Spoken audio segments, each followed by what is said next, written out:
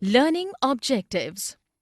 After completing this module, learners will be able to describe the period of 1000 years between 700 and 1750 AD in the Indian subcontinent. Describe and understand how socio-economic, cultural, political, and changes in religion transformed the lives of people here. Understand and learn about the new inventions and developments that happened in this period. Tracing changes over 1000 years. Introduction. Tracing changes over 1000 years of the period 700 to 1750 AD in the Indian subcontinent can be tricky as there were too many influences that had their impact. We have to rely on historical accounts of cartographers who drew maps in those times, archives that may be storing the documents and manuscripts belonging to those periods, textual records, inscriptions, coins, etc. Today, all national and state governments have archives where they keep all their old official records and transactions. Maps by known cartographers such as Al-Idrisi, an Arab geographer in 1154 CE, and Atlas Nouveau of Gualemede, Isle, by a French cartographer in 1754 AD, can be references. However, the science of cartography had changed drastically during the 600-year gap.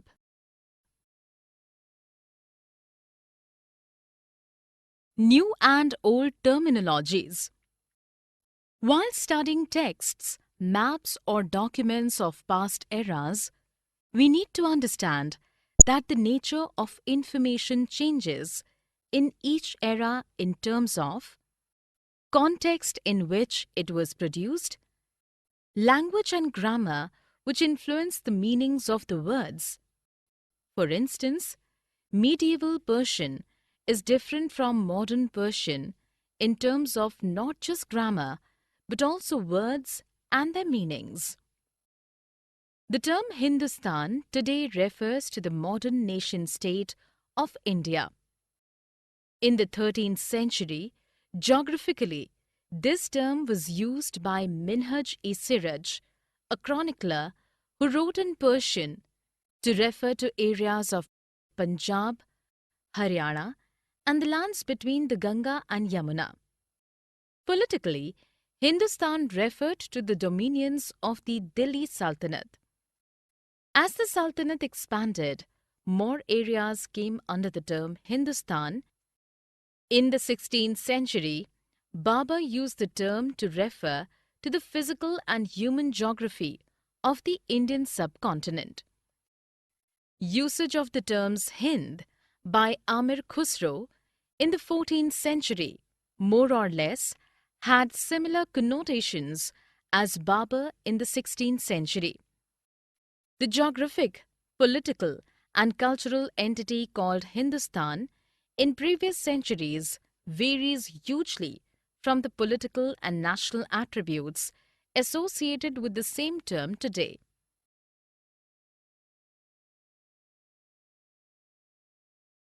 Historians and their sources.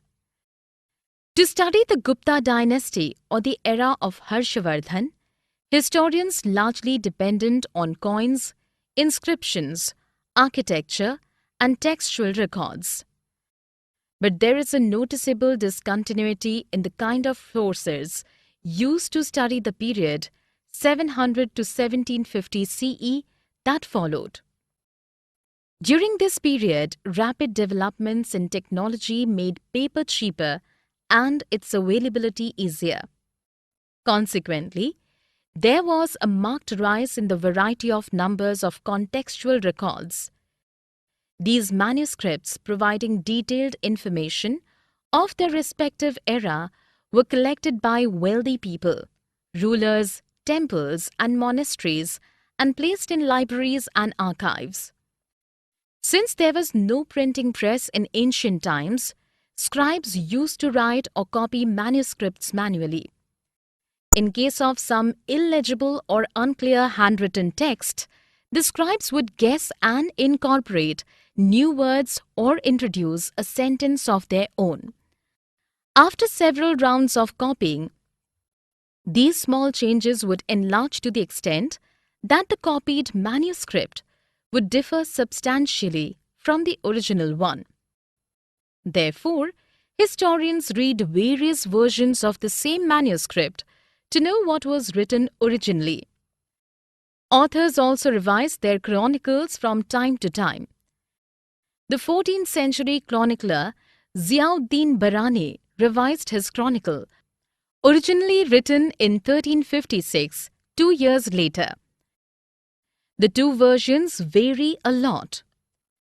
The original version, lying unnoticed in large library collections, came to the knowledge of historians as late as 1971. New social and political groups 1. During the period between 700 and 1750, the imperial and pan-regional rule hugely influenced the character of the region where it prevailed. Legacies of small and big states could be found all across the subcontinent.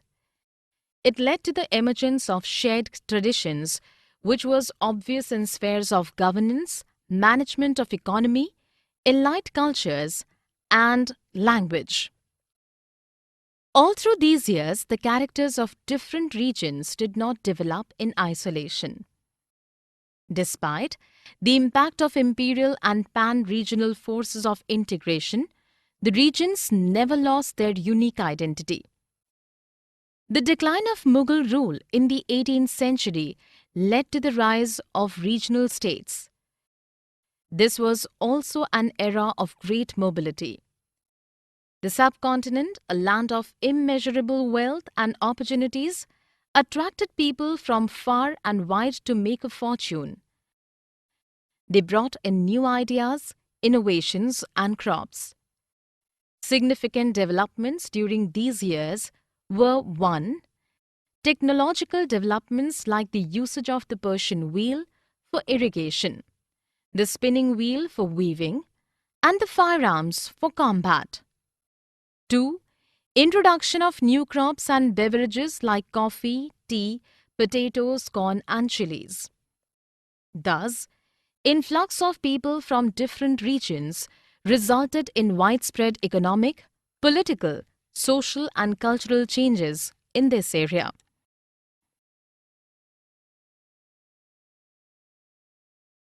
New social and political groups too. One group of people who gained prominence during this period were the Rajputs. The word derived from Rajputra meant the son of a ruler. From 8th to 14th century, all warriors claiming the Kshatriya caste status were generally called Rajputs.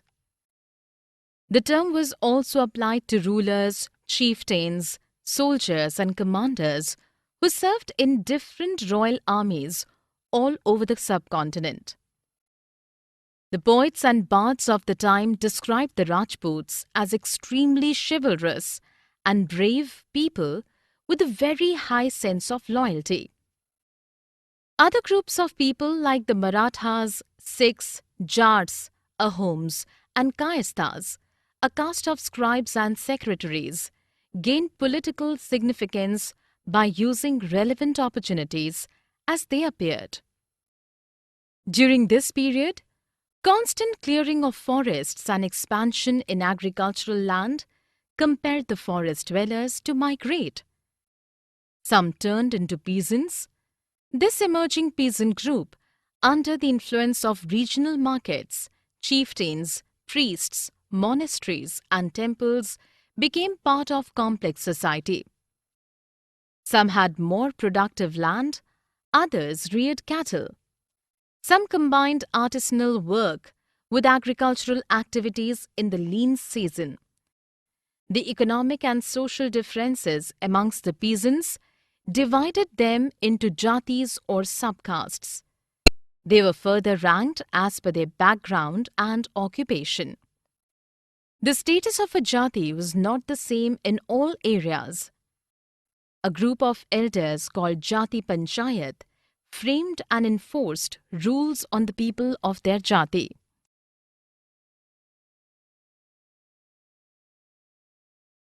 Region and Empire.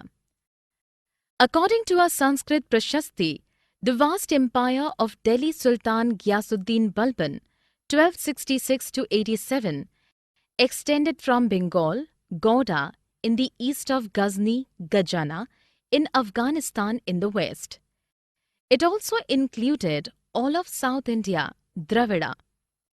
It is believed that people of different regions, Gauda, Andhra, Kerala, Karnataka, Maharashtra and Gujarat, beat a hasty retreat whenever his army advanced.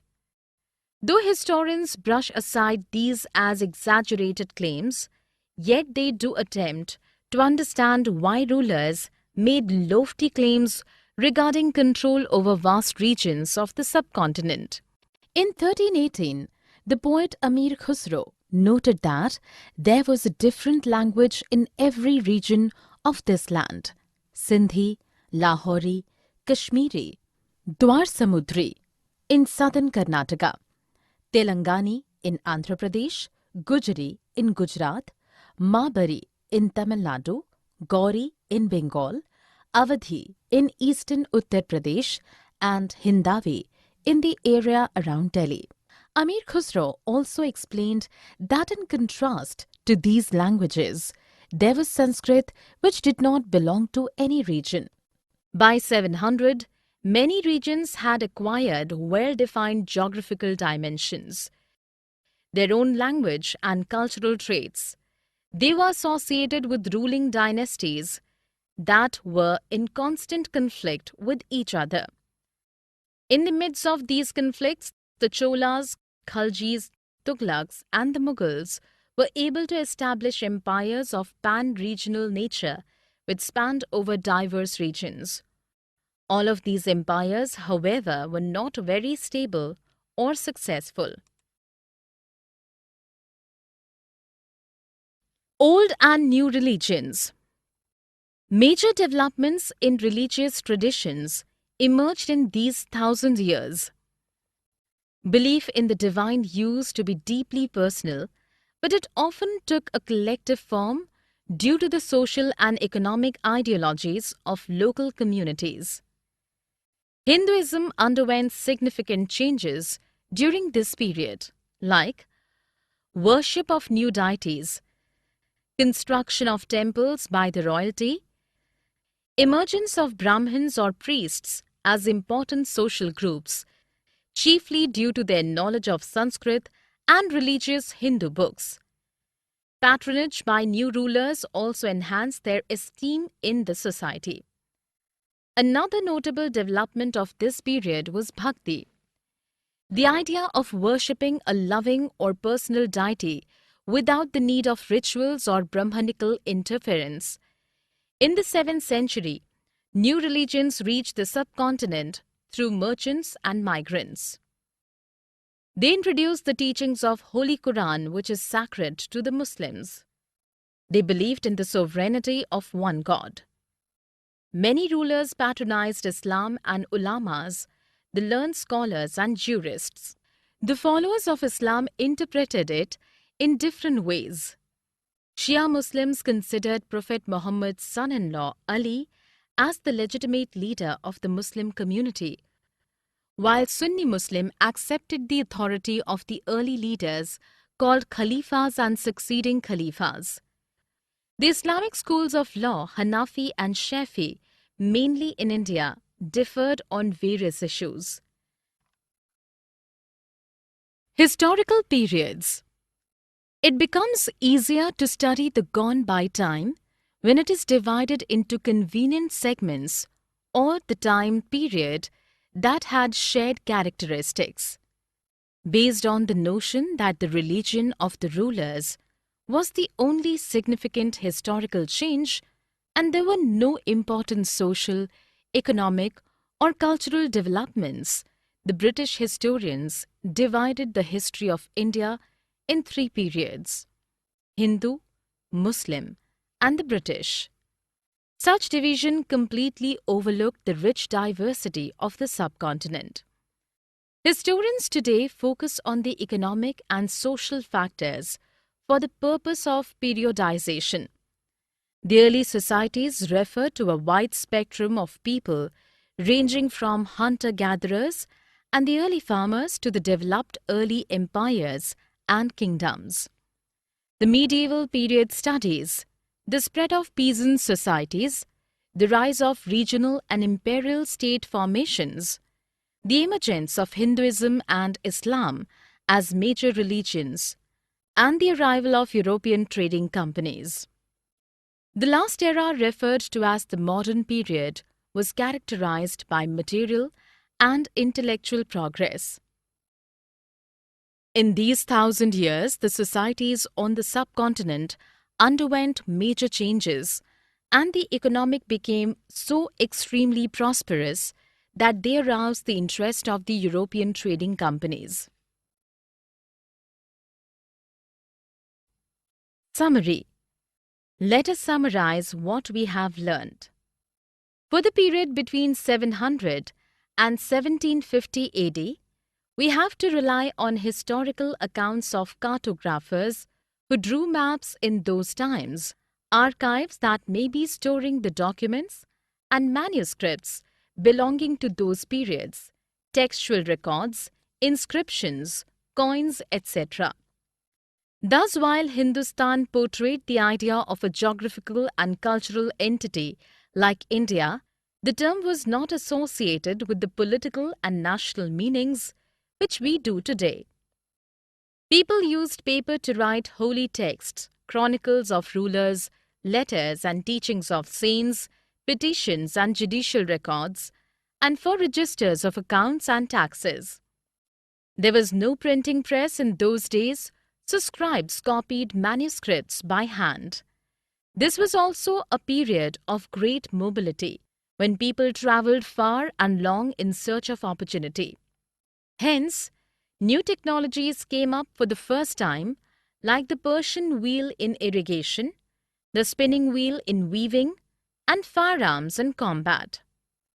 In the subcontinent, new crops and beverages too arrived: corn, chilies, coffee, potatoes, and tea. Certain dynasties like Cholas, Khaljis, Tughlaqs, and Mughals were able to bind and build an empire that was pan-regional, spanning several and diverse regions. When the Mughal Empire